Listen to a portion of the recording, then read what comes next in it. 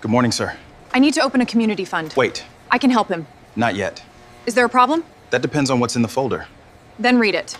27 million? That is the initial deposit. I can verify it now. Don't touch it. Why? Because this doesn't make sense. The documents do. Not to me. The security marks are valid. Step away. Where did you get this check? The source is documented. Yeah. Answer the question. Sir. Read the file. Fudge. Sir, stay where you are. I am standing still. Blanket. This check is not a joke. It'll evidence. Evidence of what? Possible fraud. It hasn't failed verification. I'm calling security. I'm already here. Did she even read it? His documents are complete. Don't touch anything. That book belonged to my father. It's irrelevant. Then why are you staring at it? I need regional risk now. Check lead on. Tell them verification was refused. You don't control this call. The intake timestamp is saved. Delete it. No. Yeah. Stop! Stop! Put that check down! Sir, we have a fraud concern. Do you know who that man is? Read the code first. Verification was never attempted. Sir, this check is not a joke. It's evidence, the bank manager said loudly enough for the whole lobby to hear. She slid the $27 million draft back across the marble counter, then called security while customers raised their phones. Why had the quiet black man in a rain-dark coat brought a fortune to a branch that treated him like a fraud? Why did he keep one faded savings book beside the check? And why, moments later, did the chairman burst through the doors, breathless, asking everyone to stop? The answer began 25 years earlier, and it would force an entire bank to face what it had tried to forget. Mr. Hale, please don't touch anything else. Lauren Whitmore's voice cut across the lobby as Victor Lang crossed the threshold, rain dripping from his overcoat. The glass doors sighed shut behind him. Victor's eyes found Marcus beside the marble counter, then the certified check beneath Lauren's palm. "What did you call him?" Victor asked. "We're handling a verification issue." "That man is Marcus Hale." Grant Miller, the security guard, shifted his weight. Lauren straightened. "The identification matches. The funds still require review." Victor stepped closer. His gaze dropped to the old savings book beside the check. Water struck the marble from his sleeve in slow, dark drops. "Who marked this transaction for suspected fraud?" "I did. Under enhanced risk authority." "There is no such authority at branch level." The heater carried the smell of wet wool and burnt coffee through the room. Marcus turned the check until the red code faced Victor. "Before you apologize," he said, "read that." Victor leaned down. His breathing changed. Lauren glanced toward the customers recording near the chairs. "This could have been resolved privately." Marcus met her eyes. "You chose the audience." The wall clock clicked to 11:17 a.m. 3 hours earlier, rain tapped the roof of Marcus's car on West Clay Street. Across the road, plywood covered the bakery where his father had once worked before dawn.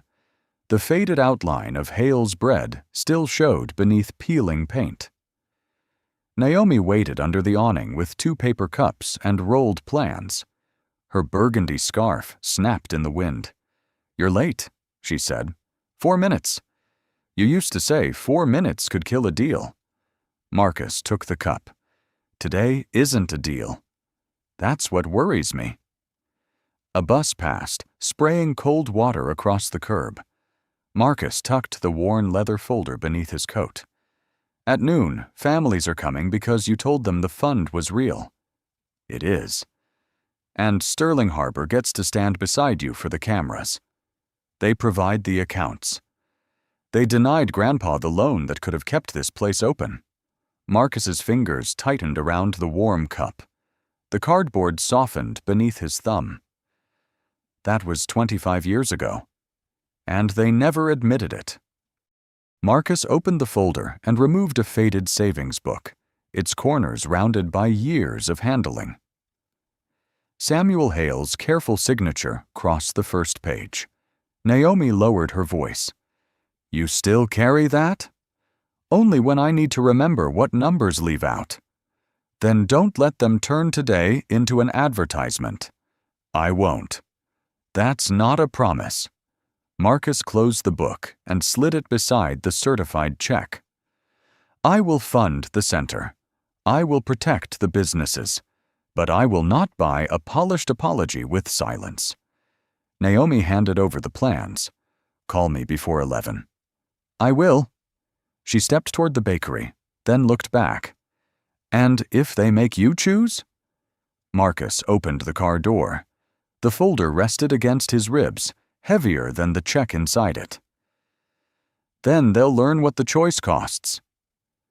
At 8:32, he entered Sterling Harbor alone, while upstairs, Lauren Whitmore was already telling her staff what kind of customer did not belong in her perfect lobby. At 8:41 a.m., Naomi watched Marcus's sedan disappear through the rain, then pushed open the warped side door of the old bakery.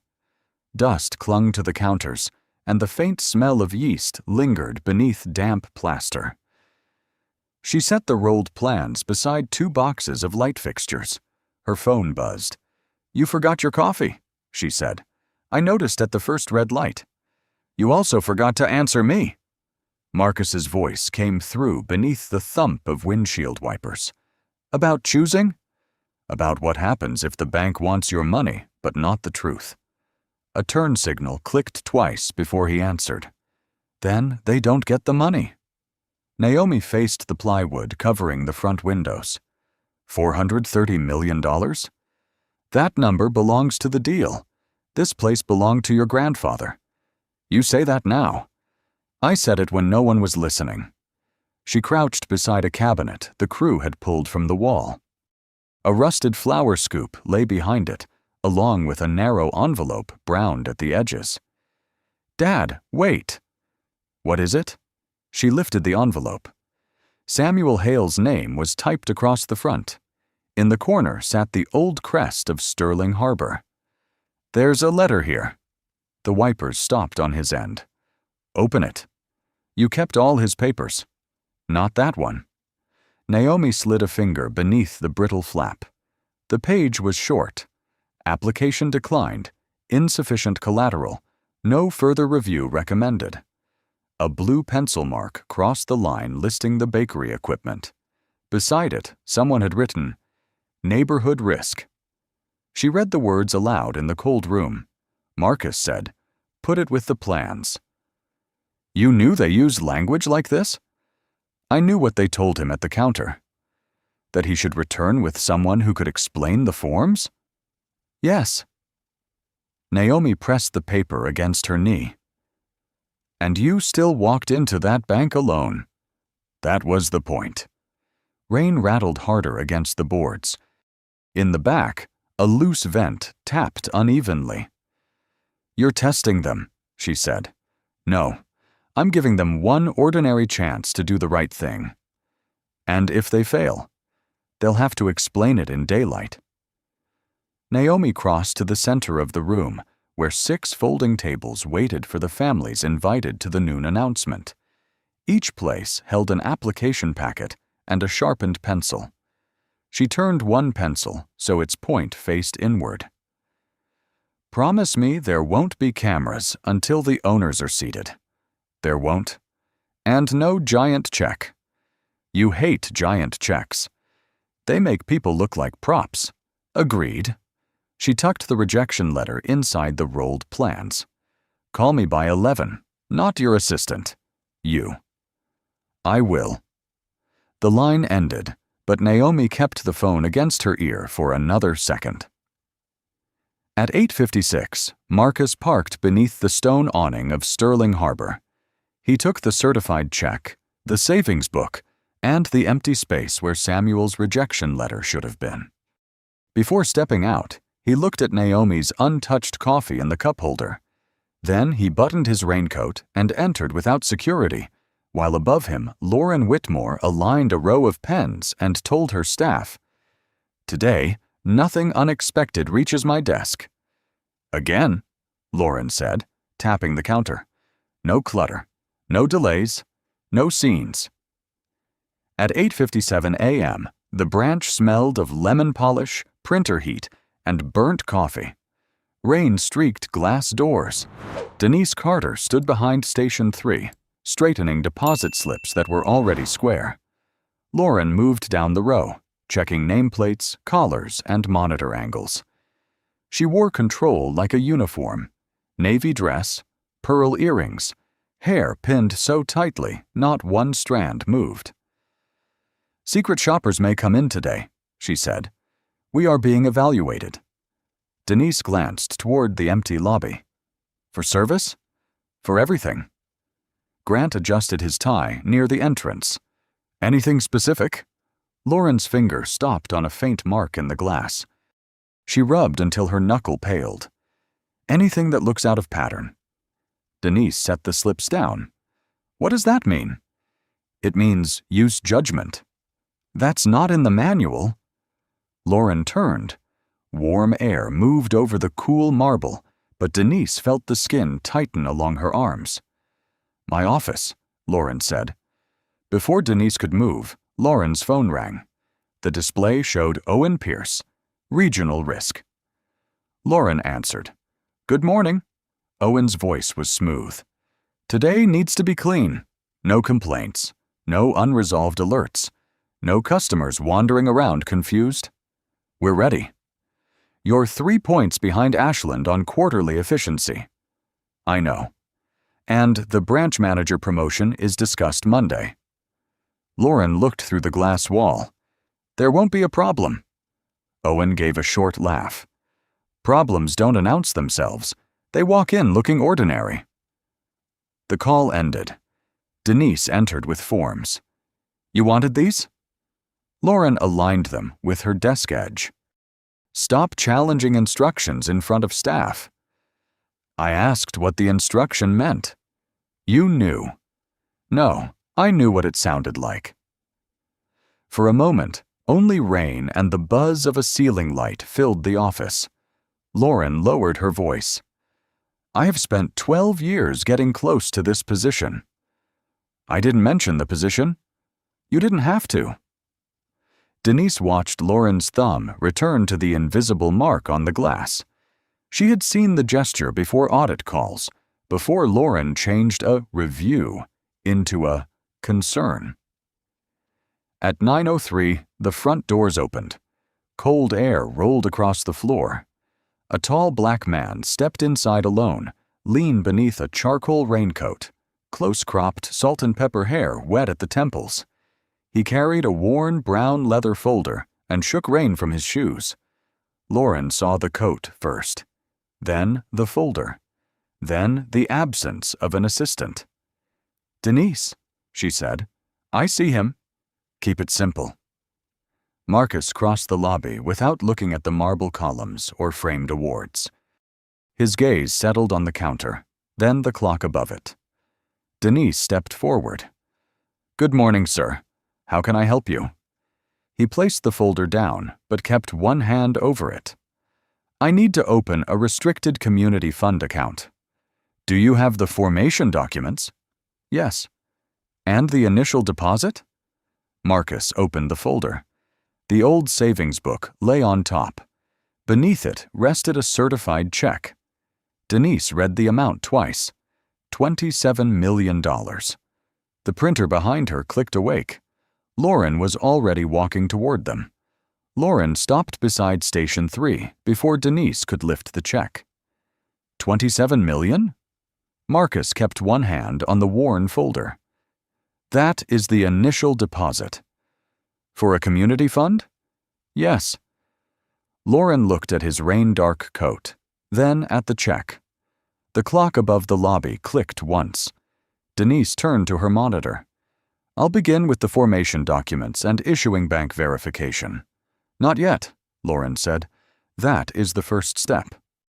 The first step is deciding whether this transaction is credible. Marcus placed a bound packet beside the check. Articles of formation, trustee resolutions, tax identification, and source of funds certification. Lauren did not touch it.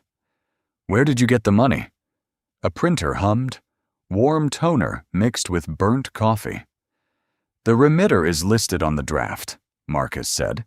I asked where you got it. And I provided documents that answer you. Two customers turned. Grant stayed by the doors, angled toward the counter.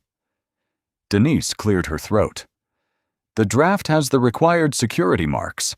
I can call the verification line. Lauren pressed her palm to the marble. A security mark does not make a story believable. Marcus glanced at the untouched packet. What part of the story have you reviewed? Deposits of this size require enhanced scrutiny. Of course. So you understand. I understand scrutiny. Which procedure requires questioning the source before reading the documents? The second hand moved. Click, click. We may use professional judgment, Lauren said. Please show me the policy. This is not a courtroom. No, it is a bank. Written rules should be easier to find. Denise lowered her eyes. Step away, Lauren told her. I already opened the intake screen. Close it. The application has a timestamp. Save it and move. Her chair wheels whispered. Marcus noticed she locked the screen instead of canceling it. Lauren pulled the check closer. Paper rasped over cold marble. Do you have an existing relationship with this bank? Several. Under what name?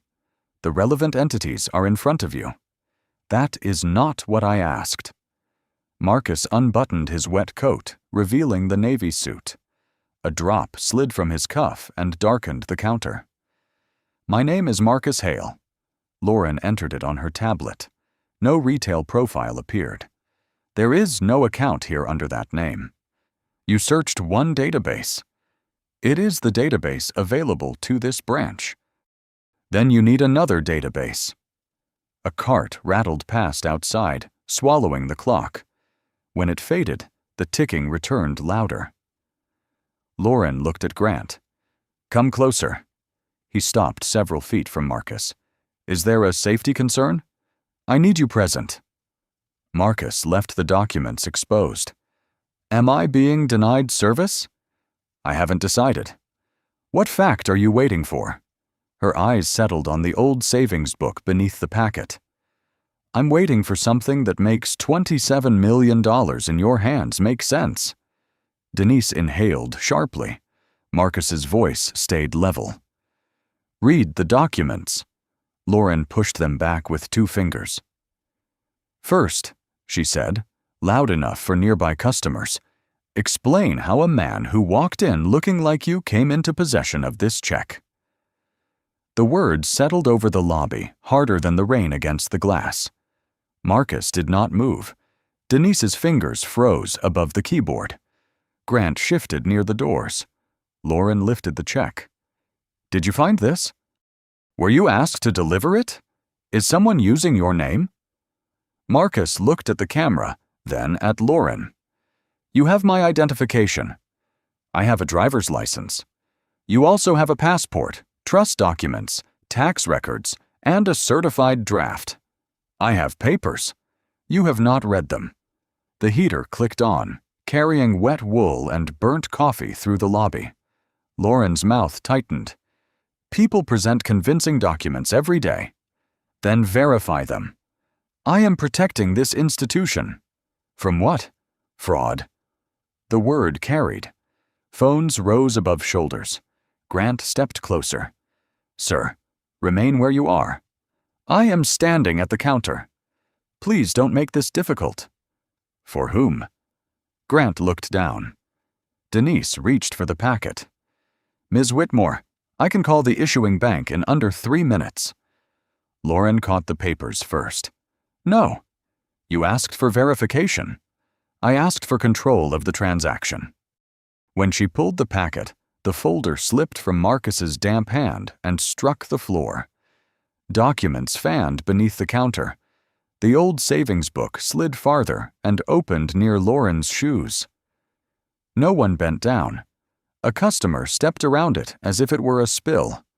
Another kept filming. Marcus crouched.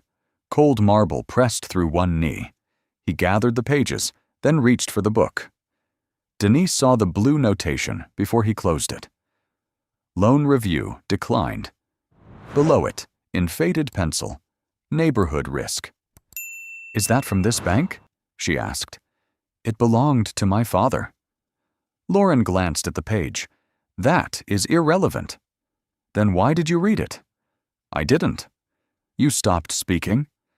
The entrance chimed, and rain scented the overheated room. Lauren placed the check flat on the counter. I am retaining this pending review. You are not authorized to seize it. I can secure suspicious materials. Show me the policy. I don't need to debate procedure with you. You need to follow it. She turned toward Grant. Stand beside him. Grant moved to Marcus's right, less than an arm's length away. Closer. He stayed where he was. Is there a problem? No immediate safety concern, Grant said. Your concern is not the standard. Then, tell me the standard. The lobby held only the wall clock and rain tapping the glass. Lauren faced the recording phones. This man is attempting to deposit a $27 million check without an established account. Marcus placed his passport beside the draft. Say the rest. What rest? That you refused to read the documents, that your teller offered verification, that you asked how a man who looks like me could possess the money. A chair creaked near the window. No one spoke. Lauren leaned toward him. You are creating a scene. Marcus looked around at the silent witnesses. No, he said. I am standing inside the one you created. Lauren reached for the phone marked Regional Risk.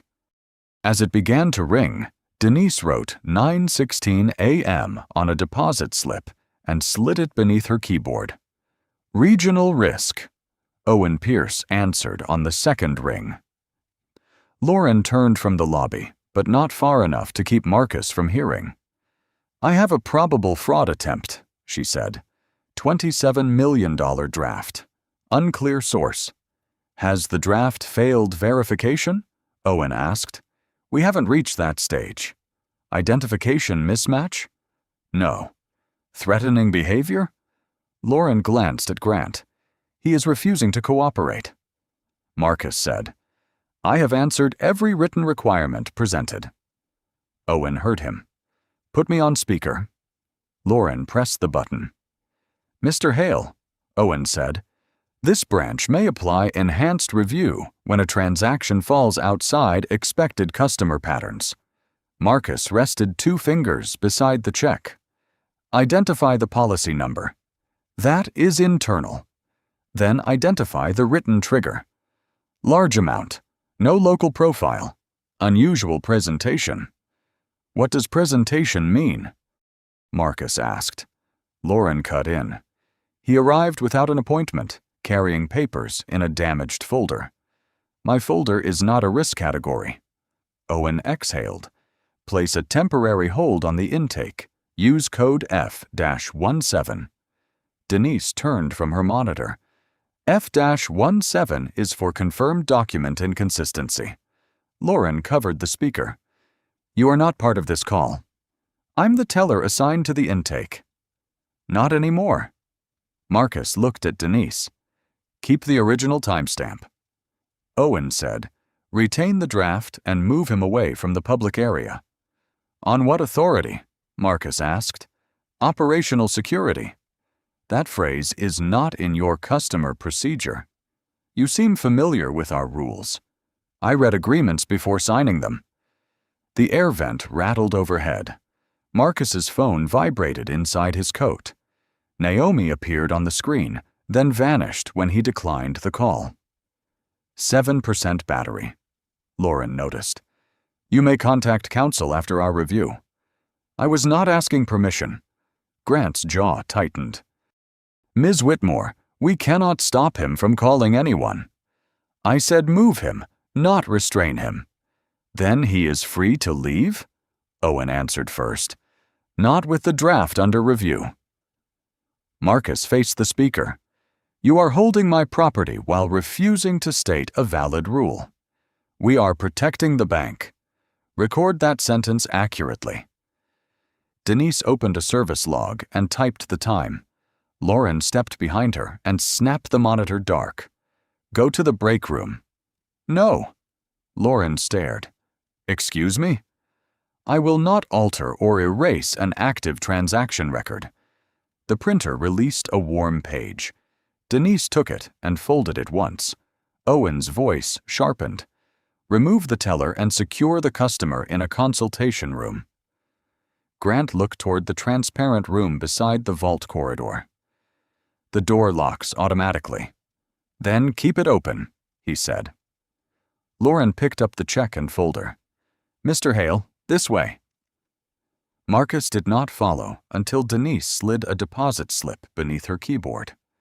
In blue ink, she had written 916. F-17 ordered before verification. As he passed, she whispered, I saved the first screen. The clock struck 9:24. Grant held the glass door while Marcus entered. Lauren placed the folder on the table, but kept the certified check. Behind them, the electronic lock gave a soft click. The click behind Marcus was soft. He turned toward the glass door. Grant still held the handle, but the indicator above the frame had changed from green to red. Open it. It locked automatically. Then unlock it. Lauren placed the folder on the table and kept the certified check. You can leave when the review is complete. Am I being detained? No one used that word. Then open the door. Lauren woke the terminal. If you leave before signing a withdrawal, the check remains under review. You mean you keep it? It is evidence connected to a flagged deposit. Flagged before verification. Code F-17 has been applied. That code requires a document inconsistency. Regional Risk authorized it. Did anyone find one? Your role is security. My role does not include inventing one. Cold air breathed from the vent. Marcus folded his damp raincoat over the chair. Lauren turned the monitor toward him. A red banner crossed the application. Suspected fraud. Instrument retained. Sign here. No, it only acknowledges the hold. There is no receipt. I print it after you sign. Print it first. Her jaw tightened. You are making this harder. I'm asking you to document it. Outside, Denise bent, then rose. The deposit slip with her timestamp vanished into her sleeve. Marcus's phone vibrated. Naomi. He answered. I'm here. The electricians found another leak. The first owners arrived before 11. I may be delayed. A ladder scraped across concrete on her end. Did they fail the ordinary chance? Marcus looked at Lauren. They are still choosing. Lauren reached across the table. You cannot discuss an active review. Marcus moved the phone away. Do not touch my property. Grant stepped forward. Ms. Whitmore. Naomi heard enough. Are you safe? Yes. That wasn't my question. I am behind glass in a locked room. Call me when it opens, she said. His battery dropped to 5%. Lauren slid over a form. Sign the voluntary cancellation, and you may leave. Marcus read it. This says I withdrew because I could not establish lawful ownership. It is standard wording. It is false wording. Then remain until Risk responds. Grant rubbed his thumb across his badge. We have no failed verification, incident report, or legal order. Lauren stood. You want to keep your post? His hand stopped. Marcus folded the form once. You're asking him to choose between his job and the truth while the room is transparent. Lauren gathered the folder. The folder stays, Marcus said. The check may be inspected. My father's book is not. She opened it anyway. The faded savings book lay on top. Her fingers touched its cracked cover, then withdrew. Grant unlocked the door. Give me the written basis for preventing me from leaving, Marcus said. You're free to leave. With my check? No. With a written refusal? Not yet. Then this door opens only if I abandon the record. Lauren stepped into the lobby, carrying the check. Grant remained inside. The lock clicked again. Through the glass, Marcus watched her enter a second code. The red banner changed from temporary review to asset preservation. Denise slowly raised her eyes. Marcus watched the red word settle on the screen. Asset preservation. Lauren carried the check toward her office. Denise remained at Station 3. Grant faced the locked door. That code is for disputed ownership, he said. I know. Then why aren't you demanding they open it? Marcus touched the savings book. Because they want anger more than facts. His phone buzzed once. 1%. A voicemail appeared beneath Naomi's name. Grant reached for the wall panel. I can override the lock. And lose your job before you can testify. His hand dropped. Marcus pressed play. Naomi's voice came through beneath scraping ladders. Dad, the first family is here early. Mrs. Brooks brought her cafe permit in a plastic bag so the rain wouldn't ruin it. She keeps asking whether the fund is real. A drill whined behind her. I told her yes, but if you let that bank turn Grandpa into a banner while they treat people the same way, I won't stand beside you at noon. The message ended. The screen went black. Cold air moved from the vent. A phone rang outside. Marcus tried to unbutton his wet coat, but his fingers slipped twice. Grant looked away. Marcus sat. The vinyl chair squeaked. Your daughter? Yes. She means it. She usually does. You could leave. Without the check. You can replace a check. Not what it carries. Marcus opened the savings book. Its cracked spine fell to the old loan page. Beneath the stamped refusal, Samuel Hale had written, Do not let them decide what your dignity is worth. Marcus pressed his thumb to the sentence. His father had written it the night the ovens went cold. Marcus had wanted to return and shout. Samuel had washed flour from his hands and said, If they make you smaller, don't help them. Grant moved closer. He knew. He knew this room before it existed. Lauren appeared and held a form against the glass. Voluntary abandonment of instrument. Sign and this ends. Marcus pictured Naomi beside an empty podium and Mrs. Brooks shielding a permit in a grocery bag. He could leave, replace the check, and say nothing. His hand closed around the dead phone. Then he stood. Open the door. Grant keyed the override. The indicator flashed amber. Lauren entered. Have you reconsidered? Yes. She set down the form and uncapped a pen. Marcus pushed it back. I reconsidered leaving quietly. Her smile vanished. You have 10 minutes to return my check, remove the false code, and give me a written record of every action taken. Or what? The people waiting at that bakery learn why their fund never opened. No one outside this branch has authority over my review. Denise stepped from her station holding a folded page. I saved the first screen, she said. Lauren stared at her. You were told to go to the break room. I was also told to erase an active record. I never said erase. The audit log heard you. Grant looked toward the lobby camera. Lauren held out her hand. Give me that page. Not without a copy. The printer started. Warm paper slid into the tray. Marcus raised the dead phone. Do you have a charger? Denise nodded. Lauren finally understood. The locked room had not contained the problem. It had preserved the evidence. Denise plugged the charger into the outlet beneath the consultation table. The cable barely reached, so Marcus moved the chair closer and set his phone beside the old savings book. The dead screen lit red. Lauren stood in the doorway. That device cannot be used to interfere with an active review. Charging a phone is not interference, Grant said. Denise unfolded the page. The intake began at 9:07. Code F-17 was entered at 9:16. Verification was never attempted. Lauren held out her hand. That record is confidential. It is my transaction, Marcus said. It belongs to the bank.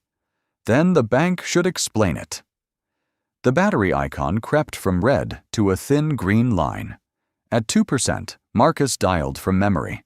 A woman answered before the first full ring. Evelyn Shaw. Pause the closing.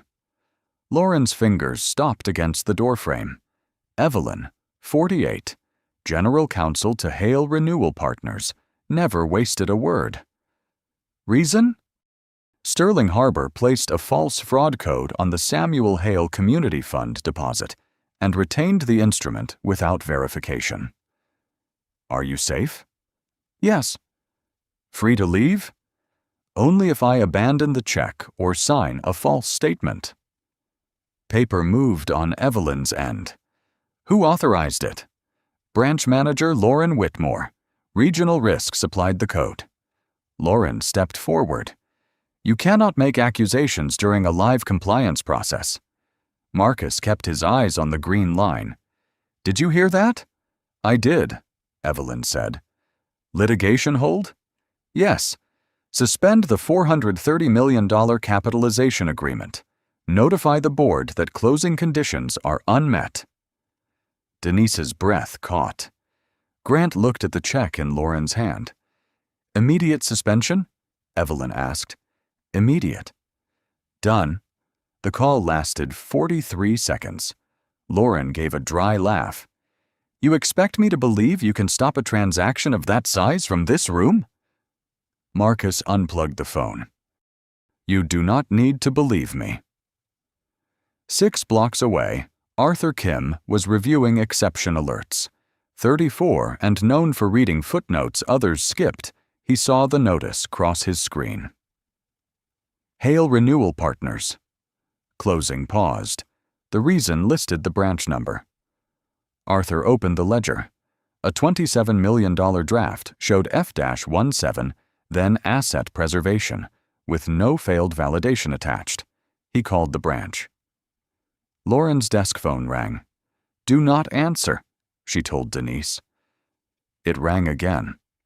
Arthur sent the ledger to Victor Lang with one line. We may have detained the investor funding the rescue package. Marcus folded Denise's timestamps into the savings book. Lauren's phone vibrated. Owen Pierce flashed across the screen. She answered quietly. I have it under control. Owen's voice carried. What did you do? Before she could reply, every monitor refreshed. The red fraud banner vanished, replaced by a black notice. Executive review. Do not alter records. Grant opened the glass door without being asked. Marcus stepped into the lobby, but did not reach for the check. Outside, tires hissed over wet pavement. Denise looked through the doors as a black sedan stopped beneath the awning. An elderly man in a soaked overcoat stepped out before the driver could raise an umbrella. Victor Lang entered before the driver could raise an umbrella. Rain ran from his silver hair onto his overcoat and fell in dark drops across the marble.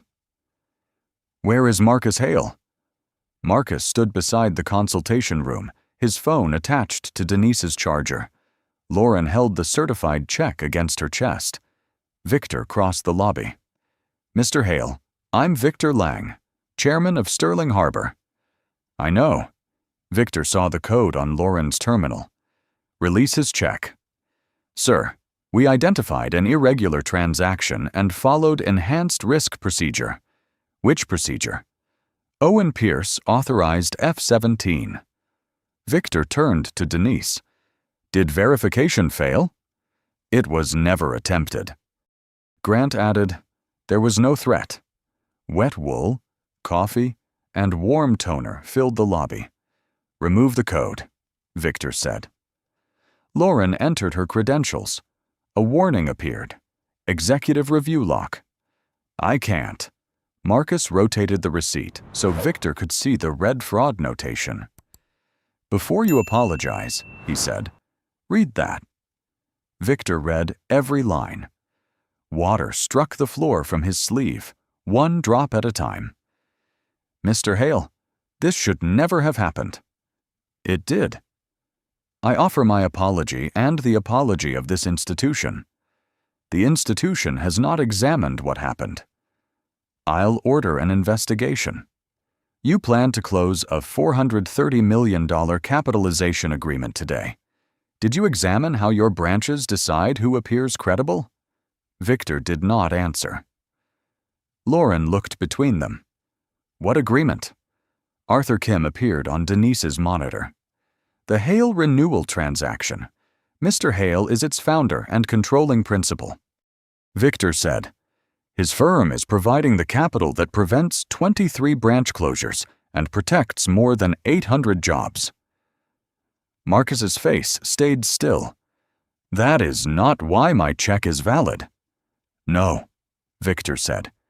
It is valid because it is valid. Denise slid the original intake timestamp toward Marcus. Lauren swallowed. Had he disclosed his position, we could have handled this differently. Marcus faced her. You had my name, identification, documents, and a teller ready to verify the draft. Which missing title made courtesy possible? She opened her mouth. Nothing came. A customer near the window lowered his phone. She asked how someone like him got the money. Victor removed his glasses and wiped rain from them. Mr. Hale, allow us to restore the deposit and continue the closing. Marcus looked through the doors. Naomi and the waiting owners were less than 2 miles away. The fund comes first. The closing remains paused. Victor's shoulders lowered. Clear the false designation, Marcus continued. Return the check. Preserve every call, entry, camera feed, and message connected to this transaction. It will be done. And no one here is punished for keeping a record. Denise stopped folding the timestamp page. Agreed, Victor said. Lauren placed the check on the counter. Marcus did not touch it. Why not? She asked. Because you still think this changed when you learned my balance sheet. The clock reached 11:17. The notice refreshed. Regional pattern audit authorized.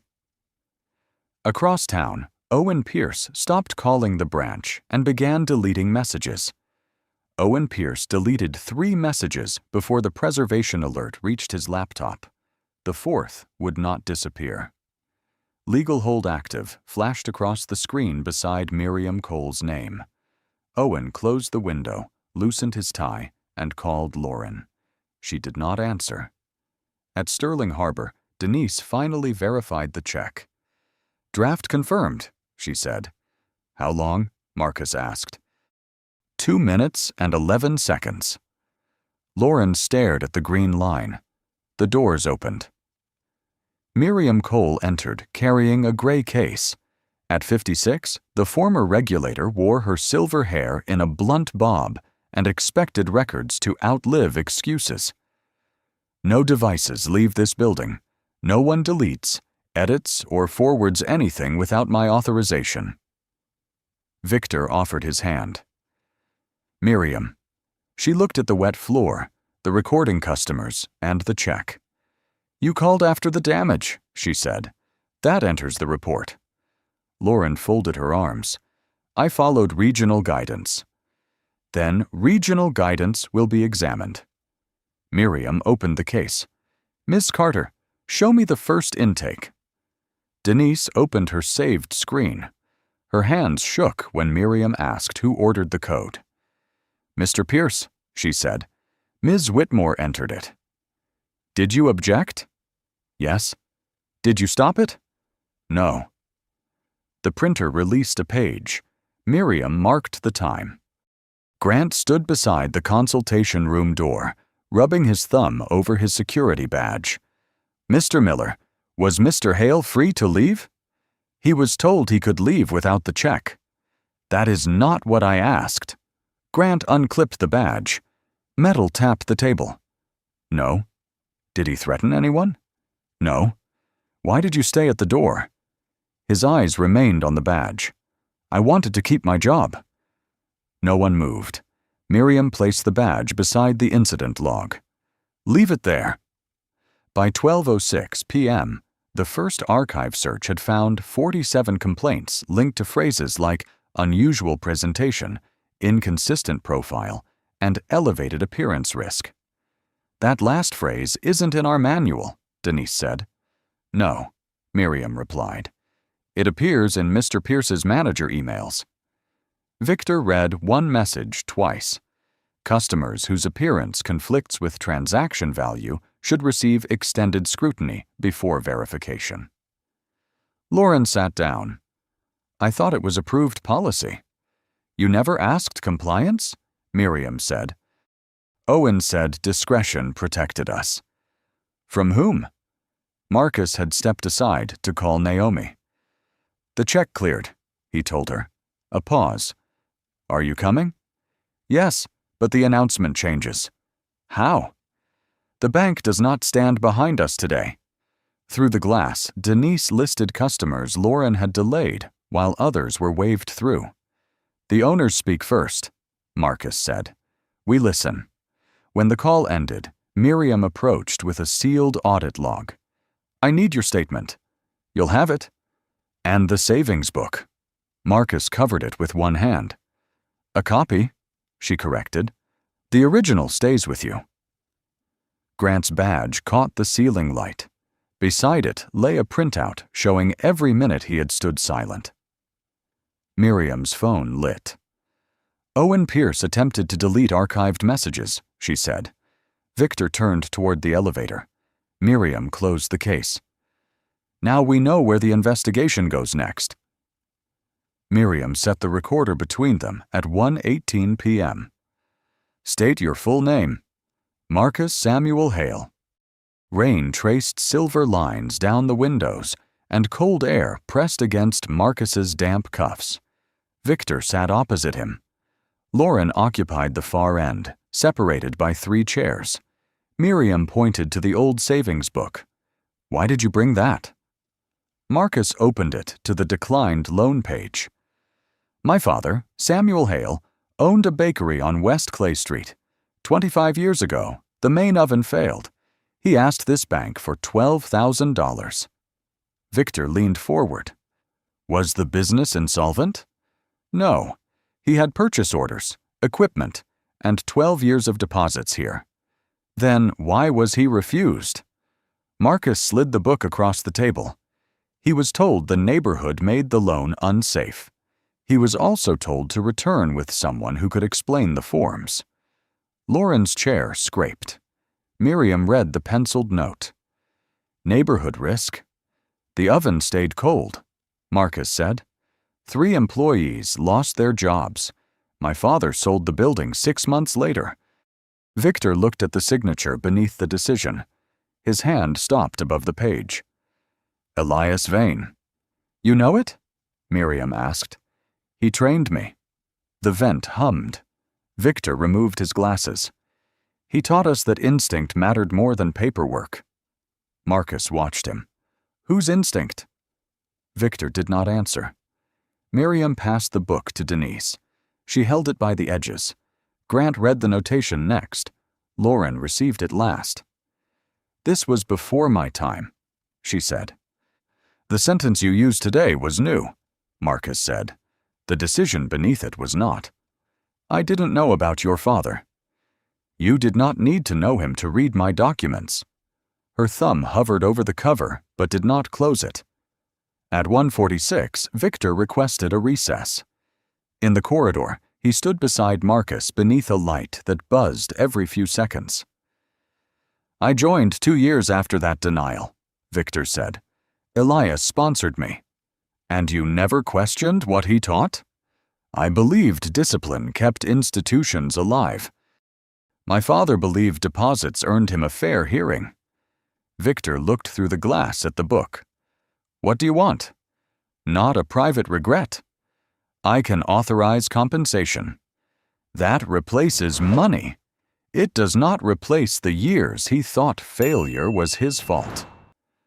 Marcus took a folded note from the book's back pocket. Samuel's handwriting had faded to brown. He wrote this the night the oven stopped. Victor read softly, "Do not let them decide what your dignity is worth." Neither man spoke until the light buzzed again. When the hearing resumed, Miriam placed the open book at the center of the table. "I am expanding the review to historical lending and current service practices," she said. "No individual explanation is sufficient." Victor nodded. "You have full access." Lauren looked toward him. "Including regional records?" "Especially regional records." Miriam's tablet chimed. She turned the screen toward them. Owen Pierce's deleted archive had been recovered. Attached was a spreadsheet ranking branches by how often managers challenged customers whose appearance did not match transaction value. Marcus rested his palm beside his father's book. This time, no one tried to close it. The recovered spreadsheet filled Miriam's tablet with branch numbers and coded phrases. Victor read the heading twice. Challenge rate by customer profile. Owen's name appeared beneath it. "He rewarded managers who increased interventions," Miriam said. "Complaints went into an archive marked service friction." Lauren sat rigidly. "I never saw that file." "You received the rankings," Denise said. "I thought they measured fraud prevention." Marcus closed his father's savings book. "Did you ever ask why the same customers kept becoming risks?" At 2:14 p.m., Owen joined by secure video, a cardboard box open behind him. "This review is distorted," he said. "Managers use discretion. I never ordered anyone to target customers." Miriam displayed a recovered message. "If appearance and transaction value conflict, delay before verification. Escalation numbers affect advancement." "That was shorthand," Owen said. "For what?" Marcus asked. "Situational awareness." "Whose situation?" "You halted a rescue agreement over one difficult interaction." Marcus's voice stayed low. "I halted it because your system recorded dignity as a risk variable." Victor said, "Owen Pierce is removed from duty pending review." "Pending findings," Miriam corrected. "No more shortcuts." Victor nodded. "Surrender your access and preserve every device." Owen stared at Lauren. "Tell them I never ordered you to detain him. You told me to secure him. That is not detention. The door locked. You chose the room." The connection ended. By 3:07, rain had thinned to mist. Lauren crossed the empty lobby while Miriam sealed records into gray bags. Lauren reached for the plaque on her glass door. Branch Manager. Lauren Whitmore. Her fingers slipped on the first screw. Grant placed a screwdriver on the desk. "I don't need help." He stepped back. The second screw fell and rolled beneath a chair. Its metallic circle carried through the silent branch. Lauren held the plaque against her dress. "I kept thinking Monday would change everything." "The promotion?" Denise asked. 12 years. Every transfer. Every weekend. Every time Owen said I wasn't decisive enough. She looked at Marcus. "I was afraid of looking weak." "You saw a person," Marcus said, "then chose the version that helped your career." Her grip loosened. "I am sorry. Put it in your statement." Victor approached with a draft agreement. "We can reinstate the capitalization closing tonight." Marcus read one page and returned it. "Not tonight. What remains?" "A public report. Independent review of every complaint. Restitution for customers delayed, falsely flagged, or driven away. Protection for employees who preserved evidence." Victor pressed his thumb into the paper. Disclosure could cost the bank branches. Secrecy already cost people businesses. And if the board refuses, the deal ends. Miriam zipped the final evidence bag. My office controls publication, or I do not certify the review. Put the conditions in writing, Victor said. Marcus opened Samuel's savings book. Behind the old refusal lay Naomi's newly found letter. He slid it toward Miriam. There is one more record, he said. It may prove this began long before Owen Pierce. Miriam unfolded Naomi's letter beneath the hearing room lights. Samuel Hale's old loan number matched a recovered archive entry. This was indexed, then removed, Miriam said. Applicant unsuitable for neighborhood expansion. My father was replacing an oven. Miriam faced Victor. The board has 48 hours to accept independent oversight, or this becomes a referral. Victor looked at the sealed evidence bags. Draft the terms. At 5:32 p.m., they crossed West Clay Street. The bakery doors stood open, releasing sawdust, coffee, and fresh paint. Naomi waited beside 6 business owners. You missed noon, she said. I know. Mrs. Brooks stayed. Rachel Brooks, 44, owner of a nearby cafe, stepped forward in copper-framed glasses. Her permits were sealed in plastic. I've been turned down twice, she said. No explanation survived a second question. Marcus offered his hand. Then help write the questions. Not if the bank gets final say. It won't. Victor entered. A drill whined in the rear room, then died. Naomi looked at Marcus. Is he here for a photograph? No photographs. Victor set down a folder. The board accepted the conditions. Rachel did not open it. Say them. An independent complaint office, uniform verification for large transactions, quarterly audits of delays, holds, and denials, automatic review when a branch uses unwritten risk language. And restitution? Denise asked from the doorway. Every complaint in the archive will be reopened, Victor said. False flags may bring repayment, fee reversal, and written correction. Grant folded his hands. Employee protection? Miriam controls retaliation complaints. Naomi turned to Marcus. Who controls the fund? The neighborhood. He unrolled the charter across a scarred table. 3 headings waited. Hale Renewal Partners, Sterling Harbor, Community Representatives. Rachel tapped the banks section. 1 seat? 1 of 7. And if the bank withdraws? The fund continues. Naomi read the oversight clause twice. You changed it. You were right. About what? A fund can become another locked room if the people outside cannot open the door. Cold air moved through the unfinished room.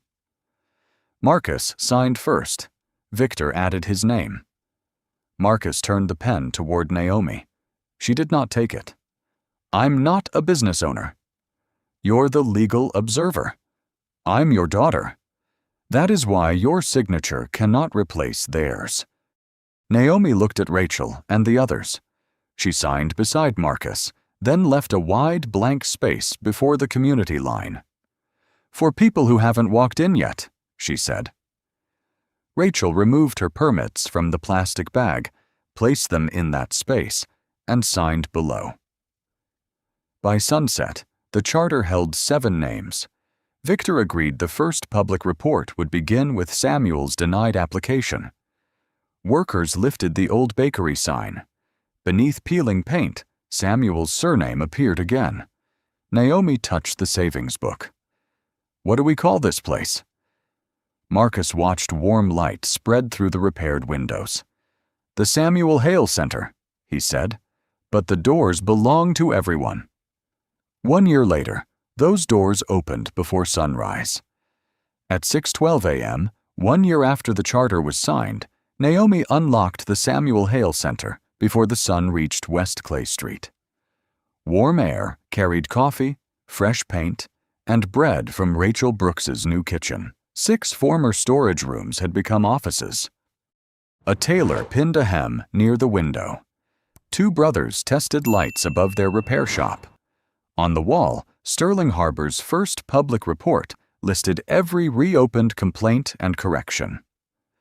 Marcus entered, carrying the worn brown folder. "You're early," Naomi said. "So are they." "They've been early for weeks." Rachel crossed the hall with flour on one sleeve. "The first loan cleared yesterday. No unexplained delay. No extra interview." Marcus nodded. "Good. That's all?" "I came to move chairs." He unfolded 8 metal chairs for the morning workshop. At 9, Miriam Cole presented the final review. Owen Pierce had been dismissed after investigators confirmed he created the unofficial scoring system and concealed complaints. Lauren Whitmore had lost her management position and completed 6 months of supervised compliance work in a back-office unit. She could no longer approve customer holds. Denise now managed the branch where the check had been rejected. Grant remained in security, but every new officer heard his recorded statement during training. "I knew the door should open, and I waited for someone else to say it." Victor Lang stood beside the report without his board pin. He had announced his retirement and agreed to chair an external restitution panel for 1 year. 219 cases were reopened, Miriam said. 74 customers received corrections or repayment. Large transactions now begin with document verification. Every hold produces an immediate written receipt, and automatic locks cannot be used during a service dispute. Rachel raised her hand. "Who audits the auditors?" 3 community representatives selected here, Miriam replied. "Their votes are public." Naomi looked at Marcus. He turned one chair so it faced the room instead of the stage. After the crowd left, she carried Samuel's savings book to a glass case near the entrance. No plaque mentioned Marcus's fortune. The card beneath it read, "Account opened 1997. Loan denied 2001. Record reopened 2026. Naomi placed Lauren's letter beside the book. "She asked for forgiveness," she said. "She asked to be heard." "Is that different?" "Yes." Marcus unfolded the letter. Lauren wrote that fear of losing status had made cruelty look like diligence. She did not ask for her job back. She asked that her statement remain in the training file. Naomi watched him return it to the case. "Do you forgive her?" "I don't know her well enough to give her peace." "That sounds harsh. It means the work matters more than what I say about her." Late afternoon sunlight reached the glass. In its reflection, Marcus saw the empty wooden chair Rachel had placed beside the case for Samuel. He touched the cracked edge of the savings book through the glass, then stepped back. A young man entered holding a business plan inside a grocery bag. "Is this where I apply?" he asked. Naomi opened the door wider. "Yes, come in." Marcus lifted the empty chair and carried it to the table. By evening, someone was sitting in it. Have you ever watched someone be judged before their documents, work, or character were given a fair chance? Share what happened in the comments, especially if one quiet witness changed the outcome, or if nobody spoke soon enough. Send this story to someone who believes dignity should never depend on clothing, status, wealth, or the assumptions made across a counter. Stories like Marcus's matter because lasting justice is not only an apology, it is a door that stays open for the next person. Subscribe for more stories about justice, quiet resilience, accountability, and the people who turn painful moments into meaningful systemic change. Your voice, your attention, and your willingness to share may help someone else recognize the moment when staying silent is no longer enough.